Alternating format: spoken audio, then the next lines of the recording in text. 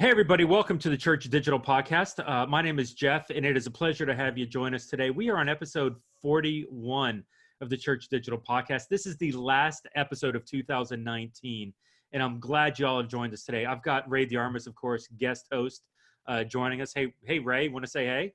Hey, everybody. It's good to be with you again. Happy end of 2019. On to the next decade. Let's go. Yeah, so hope Christmas was good. And we wanted to wrap up 2019 in style here as we want to just reflect back. We've done 41 of these episodes, and there was a gentleman's bet between Ray and I if we'd actually make it past 8. And so we're 41 in. I'm not going to tell you who won the bet, but I think it was Ray. It was Ray. It was not me at all. But we have done 41 of these, and just Ray and I were having a conversation, just all these lessons that we've learned through these conversations, because Ray and I, when we started this podcast and doing this, we didn't know what we didn't know. And it was fascinating to listen to all of these different people with all of these different perspectives talk about what church online is and how they are executing their piece of church online, maybe at the churches or with the companies where they are at. And so Ray and I just came with this idea of, hey, let's do a podcast where we talk about 6 lessons that we've learned, 3 of each of us, from this podcast in 2019. So going back, hey, if you're like a sitcom guy, this is the highlight reel. We're going to go back. We're going to visit some old content. We're going to talk about it and highlight it so you can get a chance maybe to go back and listen to these episodes as well. So Ray, you want to share anything on that? No, this is perfect. And, for those of you jumping in, we're going to refer to past episodes that you'll be able to take a look at the show notes and just check out the links if you want more information about that. And let me tell you, I learned so much this past year because until Jeff and I really started doing this, we knew that people were doing things out there and they were trying things. But when you start to hear from different voices from people all over the United States, even some all over the world, and just kind of engaging with them and finding out how they're using digital methods to disciple people, it's just amazing. It's powerful. And so let me encourage you, go ahead and pour back through some of those old episodes. Get engaged with it. Right now, some of you are probably on the drive. And so it's a good time to just binge listen to like a bunch of episodes. Go ahead and do it because you'll be surprised at some of the things that you'll unearth, some of the gold that you might find for your church and how to disciple people online. It's good stuff. That's awesome. So we're going to kick it off. Number 6, we're going to start from the bottom and work our way up. Ray, why don't you go first here? So what's one of the lessons that you learned listening or doing the interview, doing these podcasts in 2019? Let me tell you, Jason Morris's episode on the importance of a discipleship pathway for church online was so big because, Jeff, some churches are putting their sermons out there online. They're putting their messages out there. Some are streaming full-blown services. Some people are even dabbling in small groups, but not everybody is thinking step by step discipleship pathway in terms of how they're engaging their people online. And I'm telling you, folks, this was like episode 3 or 4 for us. If you go back and listen to it, just hearing Jason's passion about discipleship, he's running the entire episode. Right, Jeff? He pretty much did all the content for us. It was amazing. But just hearing his passion come out about helping people in their next step, going down to the minuscule, small next steps in faith for people who are engaging online. That was just very powerful for me. And I want to encourage people, are you thinking through that? Because for sure, Jason is. Yeah, I tell you, Jason, we commonly call him one of the OGs of church online, original gangsters, because he's been doing it for a long time. He's one of these guys that's been doing church online for 10 plus years and has gotten a lot of respect in context of his church and how he's been leading. I think his title's unique. It's not online pastor. It's global innovations pastor. That's literally how this man approaches and has been able to approach digital and church online and technology through the church out there at Westside Family. And so he was key on episode 6. And you're right. He was 100% passion coming in and talking about a lot of this stuff. And also on episode 32, where we talked about redefining the why of church online, which was tied into the Church IT Network. Mm-hmm. Phenomenal thing. And really, Jason hones in on that discipleship pathway, which is so key for a church online to move beyond just broadcasting the services to really connecting to the larger piece of why are we doing this broadcast? Why are we doing this ministry online? Is it not just to create consumers? It really should be to create disciples, a la Matthew 28. And so I love Jason's passion in there, where a lot of that, he really came down to, instead of designing this like massive, complicated system that may or may not work, disciple the people that you have, crack open the Bible and take them through it. It was really, the surprise for me in that was, I was expecting a much larger, this is crazy plan that he would bring to the table, Mr. Global Innovation Pastor. And instead, it was really a very simple message of disciple the people that you have online, and God will bring you more. And so, Jason, for that, thank you very much. That was an awesome lesson to go through. For me, and we'll call this number 5, Eric Geiger. And this is a man who's very special to both Ray and I. Yep. We had him on for a combo of episodes 9 and 10. But really, the heart of the conversation that we ended up talking about, we kind of veered off a little bit, which that's always where the fun is. Not when you stick to the script of what you want to, but when you really like get into the meat of something. And so we really wanted to hone into, okay, lead pastor who may or may not have some issues with church online and definitely has maybe a different vision than some others. Like, what is the issue with church online? As a lead pastor, what are other issues? What are the issues that are out there that other lead pastors have? So help us understand, because honestly, pre this conversation with Eric Geiger earlier this year, episode 9 and 10, I could not answer this question. Like, when I would drill into, I don't understand why you don't see how church online can work. And Eric very simply and eloquently helped me understand, okay, there's a theological issue that some churches will have with church online, and there's a practical issue that some churches, some lead pastors will have with church online. Now, the theological, this is like ecclesia, defining the coming together, the gathering of believers. That is, in biblical times, that's defined within physical space. And of course, they didn't have Zoom in a biblical time. So I don't know that the Bible context really figured out how to define community virtually. And I think culturally, community is being defined in a much different way in 2019 than it was, I don't know, in the time of Christ or shortly after with the early church. And so, wrestling with some of that and realizing, hey, you know what? If your lead pastor really has a theological issue with church online, it's going to take a lot of effort to shift that. And arguably, I don't know that you can.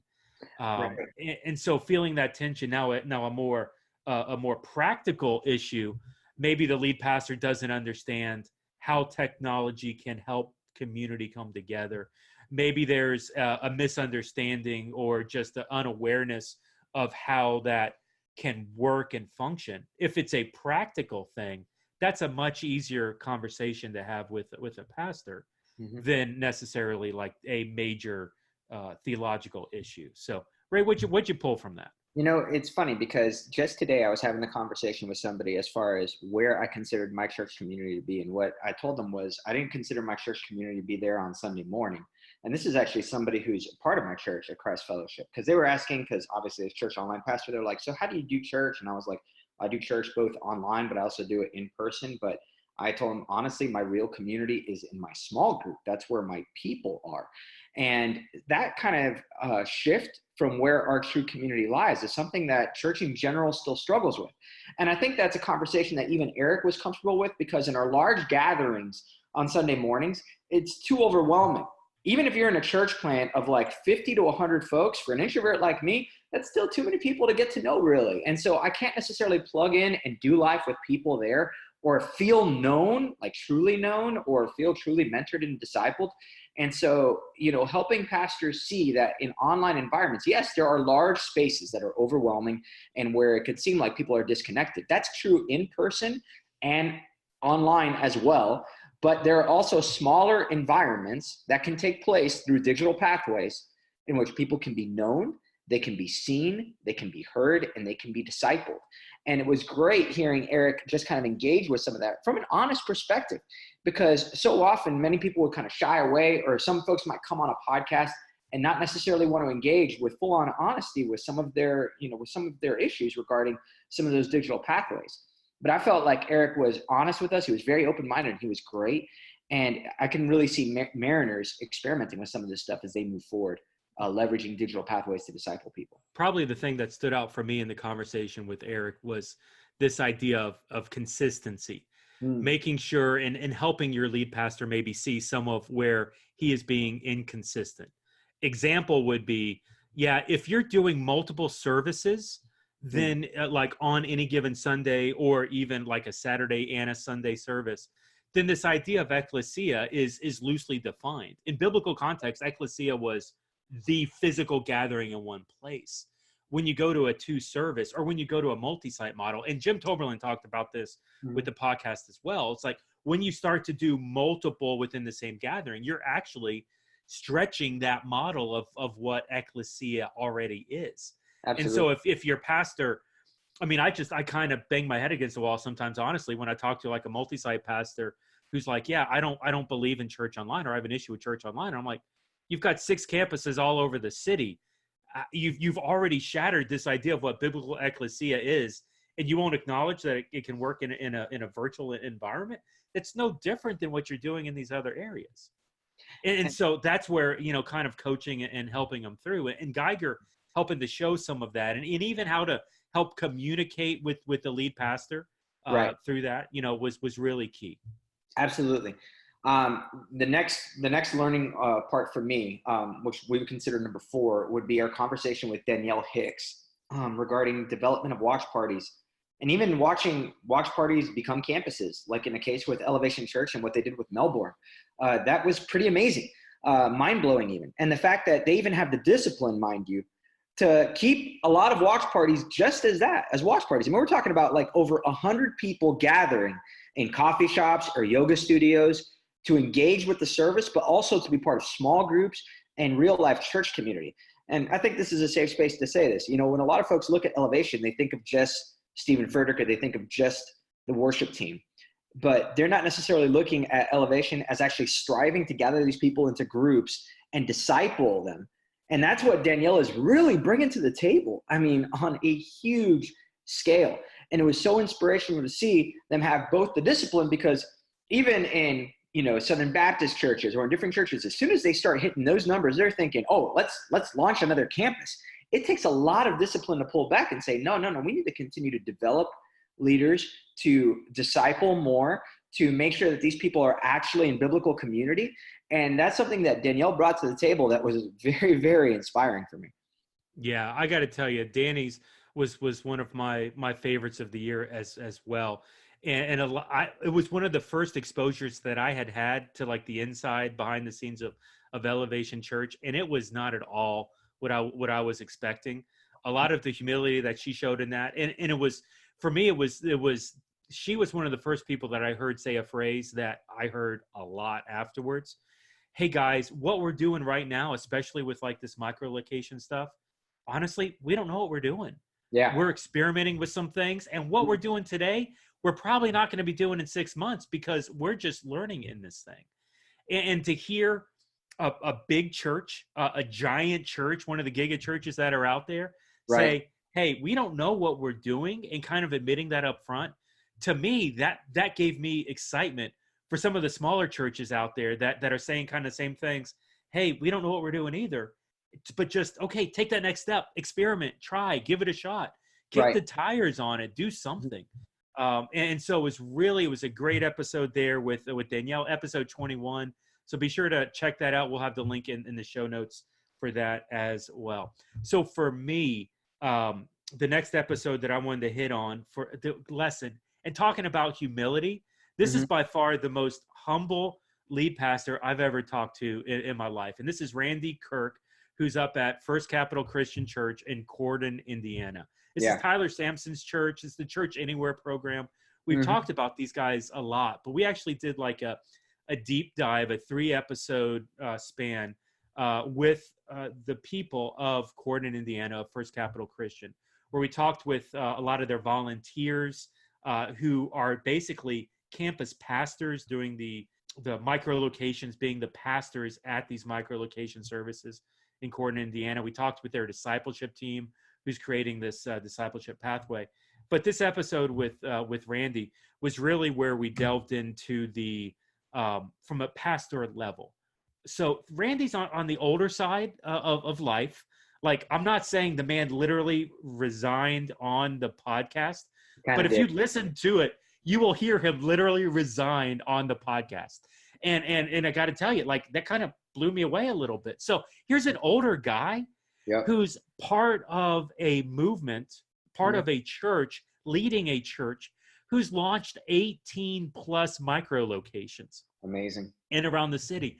The church itself reaches about 1,200 people within physical buildings. Last I heard, they're reaching 800 people outside of the physical building in micro locations around this small town in Corton, Indiana. By the way, Corton, Indiana is about 3,000 people. So like 1,200 in the main building, 800 outside of the building. There's not a lot of overlap between like the physical and the micro. To reach in at least half the town as a small church and as a lead pastor, to see him have these conversations humbly, to making statements like, this isn't my kingdom. This is God's kingdom that he's given me. I have to listen to the young leaders. I have to listen.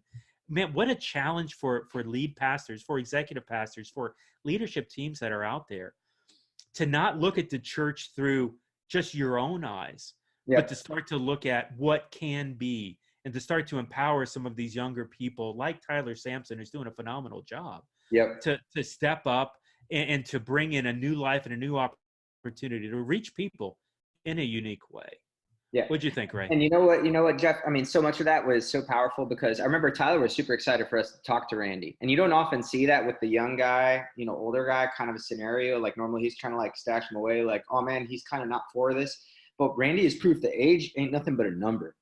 Let me tell you, his missional mindset and his willingness to get out there and to try these digital pathways, and to be so kingdom-minded, Jeff, you're so right, to be so kingdom-minded to say, man, if they never set foot in the door of our building, but if they're being reached for Christ outside the room, then we will have done our job, is just so amazing and impactful. And I only pray that when we get to that stage of life, that we have the same both guts to keep trying new things and willingness to do so, but at the same time, the same kingdom-mindedness to, one, throw the keys to younger leaders like Tyler. Because a guy like Tyler could go anywhere, but he's following Randy, and you could see why just from that interview. I mean, it's just an amazing kind of thing where Randy's empowering me, saying, no, go take it. Like, continue to push the ball forward for kingdom practices and kingdom methods, man. And it's just a phenomenal thing that they've got going on over there. And so for sure, go back, take a listen. It's impactful. It'll change your perspective as far as, oh man, folks who are older in your church, whether or not they'll be pro-church online. Listen, we've seen it over and over again in the podcast, and we've even seen it over and over again in real life. Folks who are entering what I consider this new era of being a grandparent, they're not afraid of technology. They're not afraid of tech. I mean, you can go listen to the episode where we interviewed Jeff's mom. You've heard me talk about my father and how he's interacting with tech, like often on the show, in terms of his engagement with YouTube and all sorts of stuff. Let me tell you, folks, Randy is a prime example. The age is nothing but a number, and we have a lot of people in our churches that want to reach people, and they want to do it online. So it's a powerful thing that's going on. Amen. I want to take a note since you brought it up. I publicly apologize to my mother for not including her in this list. Linda, you probably are listening because I think you keep up. I'm sorry. You're number 7 of the 6. So just consider, okay, you're number 8, because the 7th lesson is really Jay Cranda does not have a Disney Plus account, or at least it took him a month plus to get there. Jay, publicly once again calling you out. You're listening, I know. Thank you. All right, Mom, sorry. Jay, sorry. Let's go. And Linda, you are our best small group leader at Christ Fellowship. All right. That being said, our number 2 was Jay Earhart. And let me tell you, I've been a gamer ever since I was a kid. I did not realize that people were using gaming platforms to reach other people for Jesus. That for me was a game changer. Okay, I thought that Jeff and I, that we were doing some innovative stuff, that we were doing some cool stuff with Church Online when Jeff worked at Christ Fellowship, and we don't get me wrong, we were doing some cool stuff. But what Jake was doing to reach people, leveraging gaming platforms, and even the fact that he is actually discipling people, leveraging gaming platforms and using Discord in order to do so, for me, was just one of the most mind-blowing and innovative things. I mean, I think I talked to everybody I knew for the next 2 weeks about what Jake was doing with Discord and the fact that he was leveraging gaming platforms to disciple people online. And Jake's stuff about leveraging Discord as a lobby area for church online for me was so impactful because, yeah, you know, we can game and we can talk and we can kind of have some fun. But the fact that he was trying to get to that next level of relationship and that next step with people and helping engage them and helping pull them in as an evangelistic method, that was so powerful for me. Because even, you know, churches struggle in person leveraging their lobby area in church in terms of connecting with people. I mean, you know, church world, you guys know this. We do conferences based on how to get that connection card or that next step card from people. We do all sorts of things just to get that contact or how to greet people, how to get that next step. And here Jake's doing it inside a chat room, a gaming chat room to leverage and to reach people. I mean, it's powerful how he's using gaming platforms to disciple people for Christ. Jeff, how were you impacted by Jake? Because for me, it was big. Yeah, Jake's been a guy that I've followed up on, and we're going to have him on the podcast in January because I want to unpack this one thing that he's working on.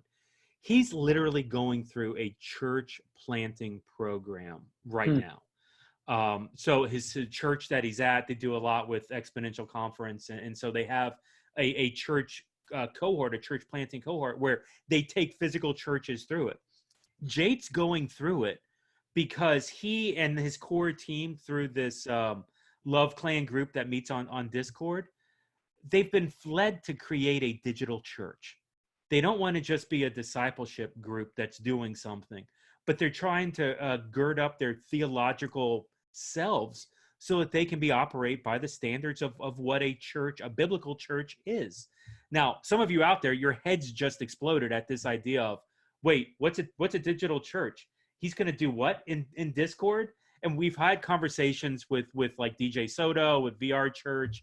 We talked a lot about this idea of creating a digital expression of church in a virtual space that aligns with the biblical standards that are held.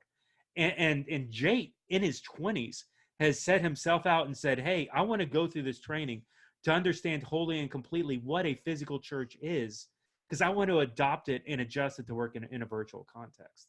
And so him being wise that way to even examine himself so that he himself is grounded theologically, able to lead a church at that level, man, is really exciting to me.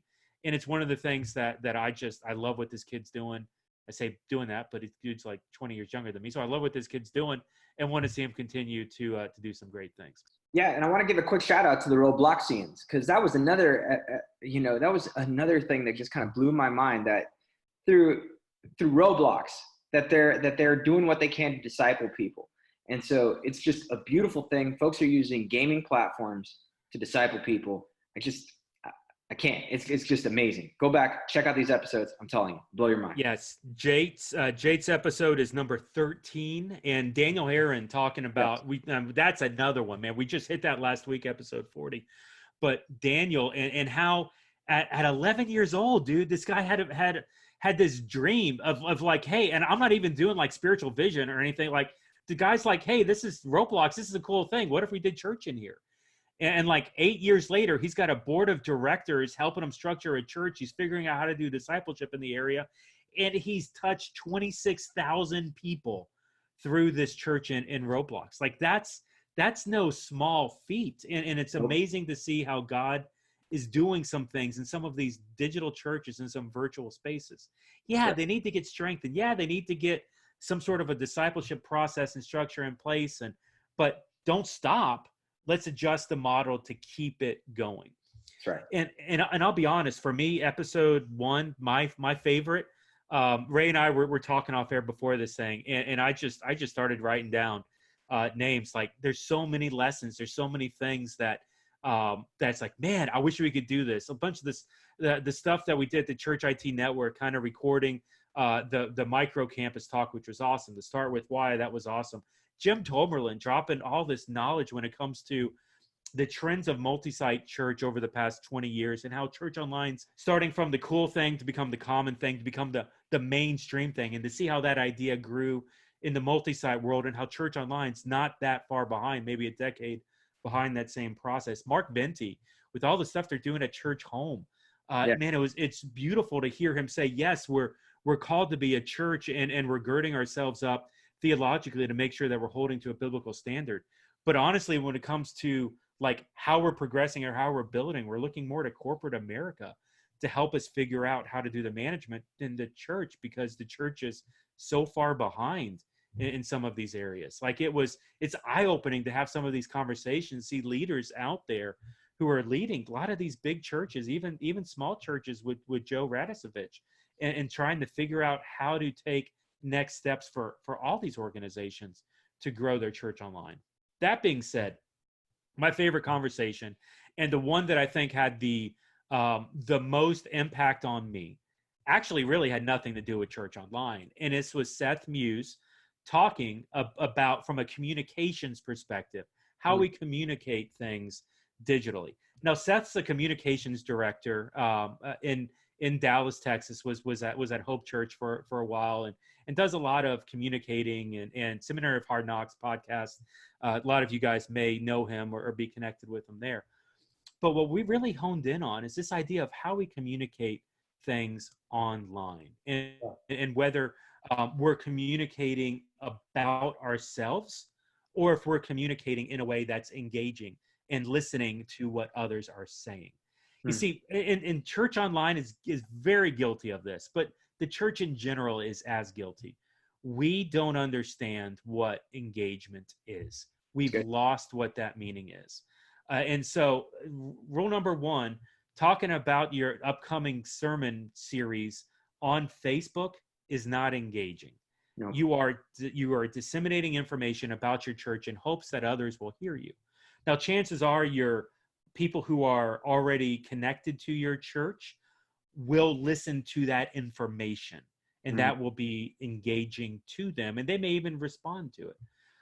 But if you're trying to connect with someone who's not familiar with your church, if you're trying to connect with someone who's outside of the general area that you see any given Sunday, maybe somebody who's cold to the idea even of Christ, that sermon series, just as an example, that sermon series post on Facebook ain't doing you jack. No. And what it's definitely not going to do is it's not going to get you engagement back where they are going to respond back and forth. See, engagement really comes not as much from talking as much as it is listening to the people and then responding and building online relational equity with people. That's where engagement should be. Ray, what are you thinking on that? Yeah, it's powerful, Jeff, because so much of this with what we do with digital platforms should be built around conversations that we're having with our people. And to your point, churches more often than not, in our struggle to communicate things, we have so much of a struggle that we want to talk at people than necessarily talk with people. Everything about our churches, even in in-person experiences, are built from a stage platform. Our sermons aren't engaging. Our worship isn't necessarily engaging. We want them singing repeat after me kind of stuff, and that's not necessarily helpful when it comes to online platforms. So when we approach online spaces, we shouldn't be surprised when even large mega churches have a struggle with, hey, how come this only got like 10 likes? Or how come this only got like 15 views? When there's no method, when there's no reason for people to actually engage with the information, to actually have a conversation with what's going on. And so for churches, Seth's content was so good because it reminds us that we have to be more conversation oriented in terms of how we approach people online. And so as we restructure our communications, as we look on into the future, make sure that even take a look at some stuff. Like some of the things that has helped us out, maybe some of you have seen this. Brady Shearer put out like a list of like 30 to 40 some odd questions that churches could just post up online and just start conversations with people. That's been a game changer at Christ Fellowship as far as our social media is concerned. Because we went from having 2 comments to like all of a sudden starting a bunch of conversations on our Instagram and Facebook feeds. And it all starts with a question. Why? Because questions invite people to be part of the answer. We're not talking at them, we're talking with them. And then whatever else happens after that question, we're responsible for it. If they want to keep engaging with us, we have to continue to engage with them. Yeah. Remember this, Billy Graham in the 90s preached the message. That message was bounced off of 34 satellites and was heard by 1 billion people around the world. 1 billion people heard a single message simultaneously around the world. And that was in the 90s. And so if that's what you're using your church online for, dude, that was like 20, 30 years ago. There's got to be something better than that. We're wasting the technology if all we are doing is yelling our message out there and not listening. By the way, the culture of the 1990s compared to 2000, now 20, guess what? Completely different. You may be screaming from the rooftops, but ain't nobody listening. And if they do by any chance hear you, you're definitely not connecting with them going that approach. So utilizing the social media, utilizing technology, utilizing church online to be more engaging, to be more listening, to respond. These are the things to look at. And you can definitely listen to that podcast. A lot of wisdom got dropped on that. It's episode 28 there with Seth Muse and redefining engagement. So that has been awesome. Well, man, hey, like that flew. So we're what? We're 6 episodes in, 6 lessons with that. So Ray, man, like what do you think? Let's just see what happens here. What do you think the future is going to hold? What do you think 2020 is going to look like? 2020, for the Church Digital, I think it's going to be great because in a lot of different ways on our site and through different methods, you guys are going to hear from a lot of different voices, from us. And so I think that's going to be great. Really, the big thing for church online and even for the way that churches interact with digital platforms, I'm so excited for how more and more pastors are taking an interest. In the least, they're curious. And so I want to encourage you, if you're here and you either have a senior pastor who's curious, or you are a senior pastor who's curious, or even you're a senior pastor or you're a pastor and you're on the fence, let me encourage you, stay curious. Continue to delve into some of these things and think through it with an open mind and think through how you can engage people online. Because I'm telling you, the reward that's out there is greater than the risk. The risk is actually minimal at this point. It may seem large for you. It may seem, but what if we fail? What if people say X, Y, and Z?